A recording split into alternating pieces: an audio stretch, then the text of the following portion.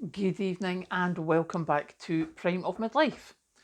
It's Saturday evening and this evening I am talking about electricity. And that's basically because I had put it in a comment today and I thought, actually, have I ever explained how I've managed that? So I have managed over the last 10 years to basically keep my electricity payments the same. And it's just been by gradually cutting my electricity use. Now, this house is a housing association house that I have a mortgage for, and it was provided with storage heaters on a two-tier system. It was called Total Heating with Total Control, which has now been stopped. I think there was other areas which had something similar, which was Economy 7, which meant that there were certain times where your electricity was cheaper, or in my case, your heating, so your water heater and your storage heaters, were on a cheaper rate than your normal electricity. But your normal electricity was on a higher rate than if you were just on a flat tariff. And it took many years for that to be changed, that you could switch out from that tariff. And then eventually we realised that we could do something.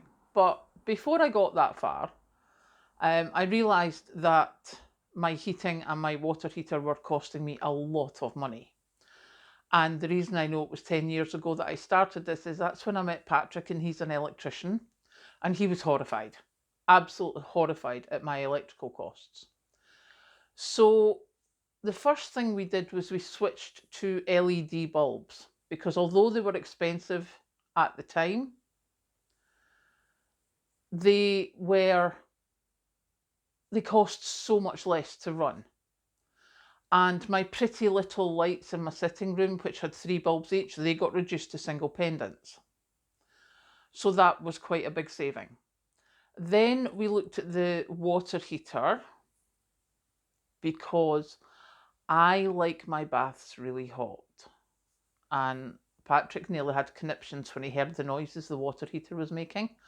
So that has been turned down, I would say probably about 4 to 5 degrees since I've met Patrick. You know, it's like a degree here and a degree there. So we've turned the water heater down. Now, also, the fact of the total heating with total control, it was the energy companies that put your immersion heater on. So you could either have your immersion heater on an override, but if you left the switch on for your hot water tank, they would put the immersion on 3 or 4 times a day, depending on the weather. And it was the same with the storage heaters. They would put them on however many times a day, for however long, depending on the weather. So, as I say, at first we turned the water temperature down. So that saved money. Then, as I stopped using the storage heaters, but was getting a bit cold, and obviously to put an electric heater in wasn't a good thing. So I invested in a Calor gas heater, because gas was quite cheap at the time, not like now. But I invested in a Calor gas heater. Now I got the Provence cast iron heater, and that makes a huge difference. And I know this because my parents had Supersairs. And I remember sitting in their room and having the Supersair on for the heat. And once you switched the Supersair off, it got cold really quickly. Whereas for me, having the cast iron heater, the heater itself heated up. So it was like having a radiator on. Even once you switched the gas off, it took a while to cool down. So that meant that I didn't have to use the storage heater in the sitting room at all. So eventually we took it out. Then I got my chest freezer, and the space I wanted to put the chest freezer in the kitchen had the storage heater, which we didn't use very often. It was only if it was really bad weather we used that. So the storage heater in the kitchen came out. And then we decided that as there was only one storage heater left downstairs, what we would do is we'd take that out and put a panel heater on. because that's a lot cheaper to run. So by the time we'd worked that out and taken those costs down, then changes had been made to the electrical tariffs, and they were stopping the total heating with total control.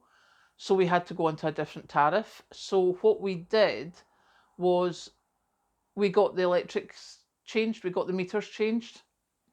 Well, not changed, we took out the second meter, which was the heating and hot water meter. We took that out, so now everything just runs through the normal meter. So I can have a single price tariff. And that made a huge difference, removing that higher tariff for my lights, my sockets, etc. And you don't realise, it doesn't seem too much when it's like, oh, it's 2p more a unit for your normal stuff, but you're 4p less per unit on your heating. Yeah, that makes a huge difference when you stop that. A huge difference. So that kept me at a level again.